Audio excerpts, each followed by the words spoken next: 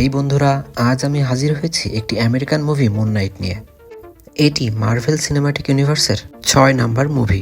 ওকে, তো আজকের ভিডিওতে আপনাদের সামনে মুন নাইটের একটি বিস্তারিত এক্সপ্লেইন তুলে ধরব। তো চলুন বেশি দেরি না করে শুরু করা যাক মুন নাইট এপিসোড 1। তো প্রতিদিনের মতো আমি আপন আছি এক্সপ্লেনার থেকে।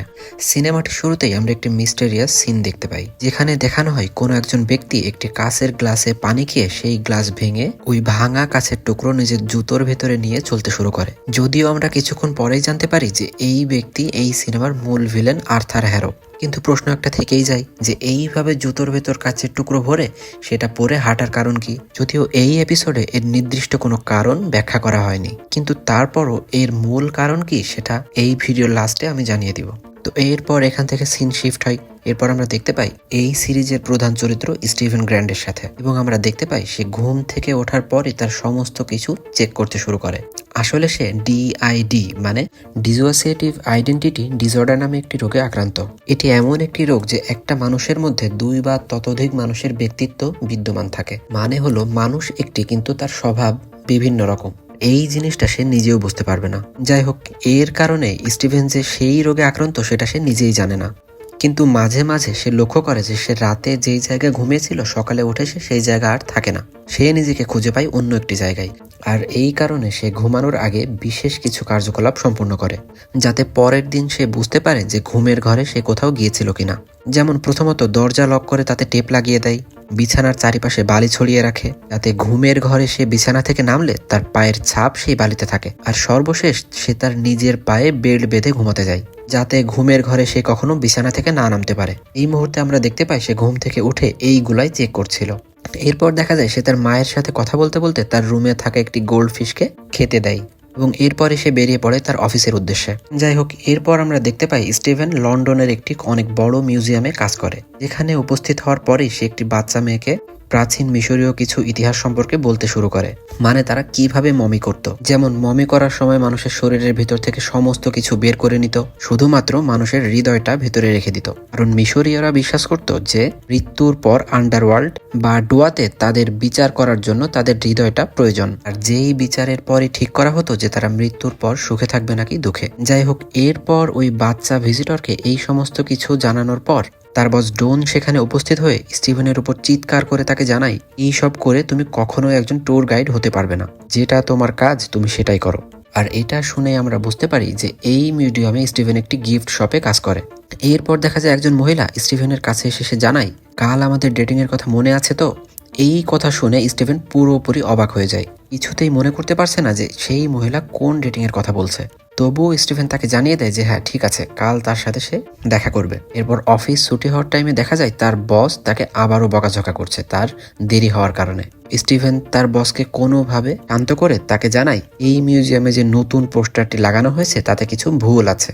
কারণ পোস্টারে যেই এনিয়ার গ্রুপের ছবি আছে সেখানে 9টি ইজিপশিয়ান গডসের ছবি থাকার কথা, কিন্তু সেই ছবিতে মাত্র 7টি গডের ছবি আছে, আর যেটা একটা বড় ভুল। কিন্তু তার বস তার কথায় কান না দিয়ে এখান থেকে তাকে বেরিয়ে যেতে বলে। এরপর দেখা যায় স্টিভেন ছুটির পর রাস্তার পাশে একটি স্ট্যাচু শিল্পকারের পাশে বসে তার দুঃখ কষ্ট শেয়ার করতে থাকে। আসলে স্টিভেনের জীবনে এমন একজনও নেই যে যার কাছে সে তার দুঃখ কষ্ট শেয়ার করতে পারে। স্টিভেন নিরুপায় হয়ে প্রতিদিন এই শিল্পীর পাশে বসে তার দুঃখ কষ্টগুলা শেয়ার করতে থাকে। পরবর্তী দৃশ্যে স্টিভেন বাড়ি ফেরার পর আমরা দেখতে পাই ঘুমাতে যাওয়ার আগে একটি মেডিটেশন অ্যাপ শোনে, জাস্ট লাইক আমরা ঘুমাতে যাওয়ার আগে যেমন ইউটিউব দেখি ঠিক তেমন। এরপর কিছু বই পুস্তক নিয়ে ইজিপশিয়ান গডদের হিস্ট্রিগুলা স্টাডি করতে থাকে, তে কোনো রকমে সে রাতটা কাটিয়ে দিতে পারে। কারণ আমরা আগেই জেনেছি সে ঘুমিয়ে পড়লে তাকে সে অন্য একটা জায়গায় আবিষ্কার করে।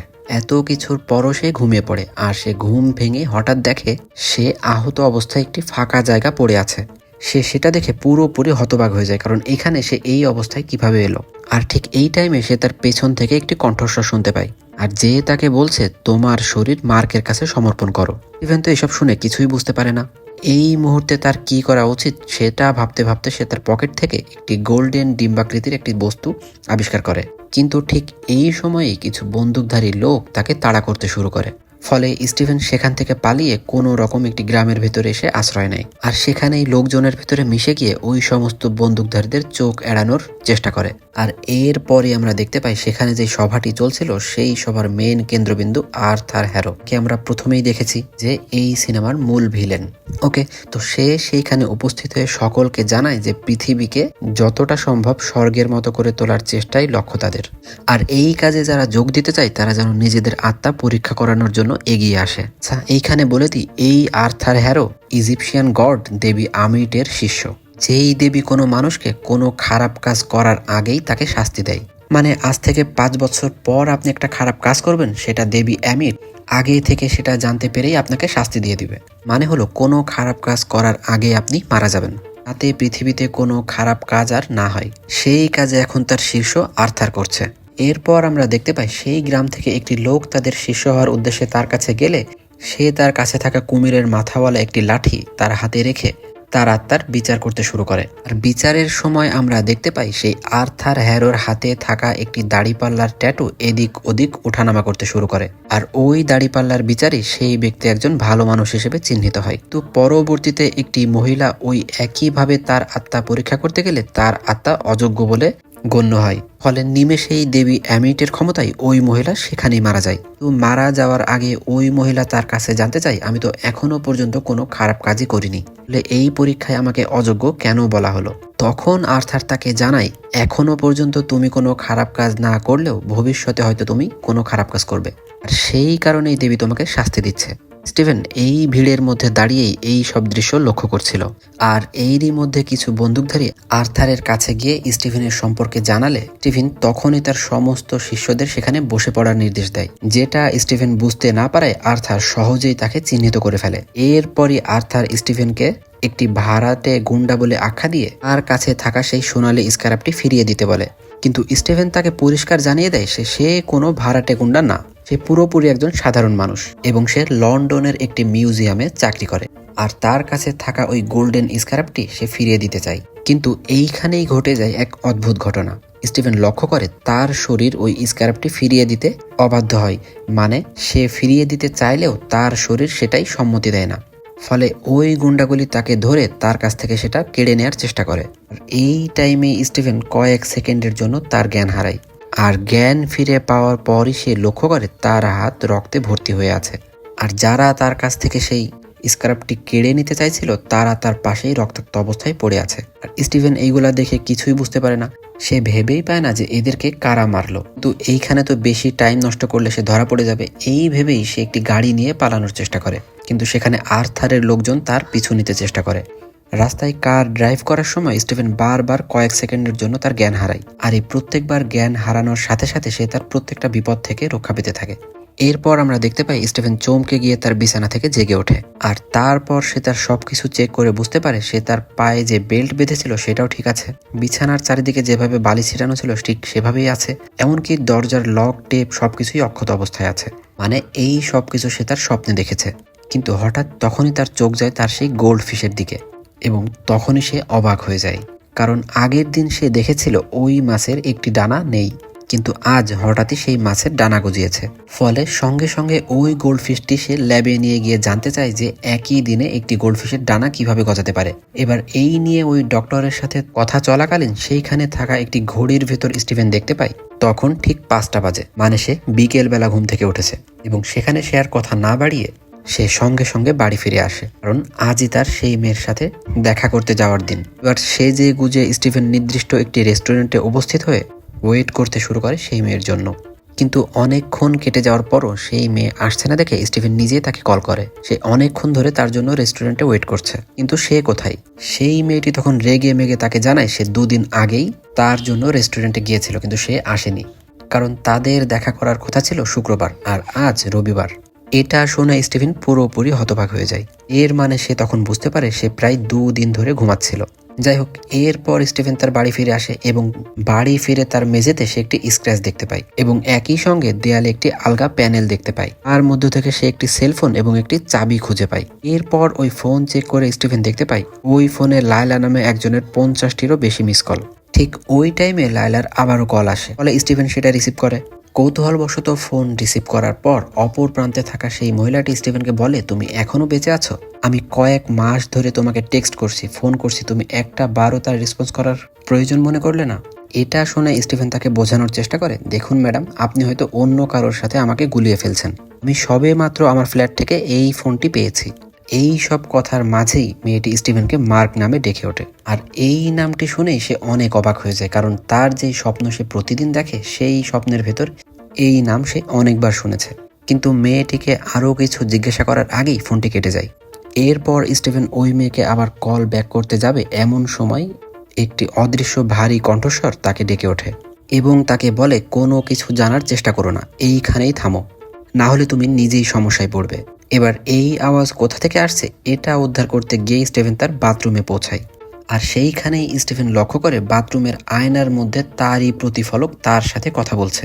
ঠিক ওই টাইমেই তার রুমের আলো বারবার নিভতে জ্বলতে শুরু করে, এমনকি রুমের সমস্ত জিনিস রুমের এদিক ওদিক উঠতে শুরু করে। যেটা দেখে স্টিফেন ভয়ে তার রুম থেকে বের হয়ে একটি লিফটে ওঠার চেষ্টা করতে থাকে। লিফটে ওঠার পর লিফটটি সেকেন্ড ফ্লোরে এসেই ওপেন হয়ে যায়। আর স্টিফেন এখানেই দেখতে পায় অন্ধকারের ভেতর থেকে একটি বড় ঠোঁটওয়ালা একটি মূর্তি তার সামনে এগিয়ে আসছে। আর সেটা দেখে স্টিফেন ভয়ে চিৎকার করে নিজেকে একটি বাসের ভেতরে আবিষ্কার করে। এই সব সে তার জার্নি টাইমে ঘুমের ভেতরে স্বপ্ন দেখছিল, কিন্তু পরক্ষণে ওই বাসে যাতায়াতের সময় ওই মূর্তিটিকে সে রাস্তার মাঝেই দেখতে পায়। এমনকি বাস থেকে নেমেও সেই বাসে সে আর্থার হ্যারোকেও লক্ষ্য করে। আর তখনই সে বুঝতে পারে যে তার সাথে যা কিছু ঘটছে সেই সবকিছু স্বপ্ন না, মানে তার সাথে যেগুলি ঘটছে সেগুলি পুরোপুরি বাস্তব। এবং স্টিফেন দৌড়ে তার মিউজিয়ামে প্রবেশ করে। আর সেখানকার সিকিউরিটি গার্ডকে সে বলে যে তাকে কেউ অনুসরণ করছে, তাই সে যেন কাউকে মিউজিয়ামে ঢুকতে না দেয়। কিন্তু নিরাপত্তা রক্ষী তাকে জানায় এটা একদমই সম্ভব না, কারণ এটা পাবলিক মিউজিয়াম, এখানে আমি কাউকেই ঢুকতে বাধা দিতে পারি না। ফলে আর্থার সহজেই মিউজিয়ামের ভিতরে প্রবেশ করে স্টিফেনের সামনে চলে আসে। স্টিফেন তার সামনে শপথ নিয়ে তাকে জানায়, আমাকে বিশ্বাস করুন, আমার কাছে ওই স্ক্রাব এখন আর নেই। আর্থার তাকে জানায় ওটা আমার স্ক্রাব না, ওটা মিশরীয় দেবতা অ্যামিটের। এরপর আর্থার দেবী অ্যামিটের কিছু বিবরণ দিয়ে তাকে জানায় এমিয়েডের বাকি দেবতারা ও তার নিজের অবতারী তার সাথে বিশ্বাসঘাতকতা করে তাকে বন্দী বানিয়েছে, মানে এখানে ওই অ্যামিটের কথা বলা হচ্ছে। আর সে এটাও জানায় যদি দেবী অ্যামিট বন্দী না হতো তাহলে এই পৃথিবীটা আরো অনেক সুন্দর হতো। এরপর আর্থার স্টিভেনেরও আত্মা চেক করতে শুরু করে ওই সেই লাঠির সাহায্যে, কিন্তু সে দেখতে পায় তার হাতে থাকা ওই ট্যাটু কোনো রেজাল্টই দিতে পারছে না, সেটা অনবরত এদিক ওদিক করতেই থাকছে। ফলে আর্থার তাকে জানায় তার মধ্যে বিশৃঙ্খলা রয়েছে, যেই কারণে এই রেজাল্ট আসছে না। এরপর সুযোগ বুঝেই স্টিফেন এক দৌড়ে তার কাছ থেকে পালিয়ে যায়, আর আর্থারও তার পিছু নেওয়া ছেড়ে দেয়। কিন্তু ডিউটি থেকে মিউজিয়াম থেকে সে যখনই বাড়ি যাওয়ার উদ্দেশ্যে রওনা হবে, ঠিক তখনই শিয়ালের মতো দেখতে একটি ভয়ঙ্কর জন্তু স্টিফেনের উপর আক্রমণ করে। স্টিফেন কোনো রকম তার হাত থেকে বেঁচে দৌড়ে গিয়ে বাথরুমে ঢুকে বাথরুমের দরজা লক করে দেয়। এদিকে জাদুঘরের স্পিকারের মাধ্যমে আর্থার স্টিফেনকে জানায়, তুমি যদি ওই স্ক্র্যাপ আমাকে ভালোই ভালোই দিয়ে দাও তাহলে আমি তোমাকে তোমার জীবন দান করে দেব। এর মানে ওই জন্তুটি আর্থারই পাঠিয়েছে। যাই হোক, বাথরুমে প্রবেশ করার ফলে সেখানেই কাচের মধ্যে স্টিফেনের প্রতিফলক তার সাথেই আবার কথা বলতে শুরু করে। সে জানায়, তোমার শরীর এখনই আমাকে দিয়ে দাও, কারণ আমিই একমাত্র পারি আমাদেরকে ওই জন্তুর হাত থেকে বাঁচাতে। কিন্তু স্টিফেনের এখনও মনে হয় এই সব কিছু মনে হয় সে স্বপ্নতে দেখছে, এখনই তার ঘুম ভেঙে যাবে। কিন্তু তার প্রতিফলক তাকে বারবার বোঝাতে শুরু করে এটা কোনো স্বপ্ন না, এটাই বাস্তব। ফলে স্টিফেন এক প্রকার বাধ্য হয়ে তার শরীর সে মার্কের হাতে সমর্পণ করে। আর আমরা এখানেই দেখতে পাই তার শরীর নিমেষের মধ্যে একটি বর্মে আবদ্ধ হয়ে সে পরিণত হয় মুন নাইটে, যে সঙ্গে সঙ্গে ওই প্রাণীটিকে হত্যা করে। আর এখানেই এই এপিসোড সমাপ্ত হয়। এইবার কথা বলবো কেন আর্থার হ্যারো সিনেমার শুরুতেই তার জুতোর মধ্যে ওই কাচের টুকরো রেখেছিল। পুরো এপিসোডে আমরা কি দেখলাম? আর্থার দেবী অ্যামিটের একজন শিষ্য।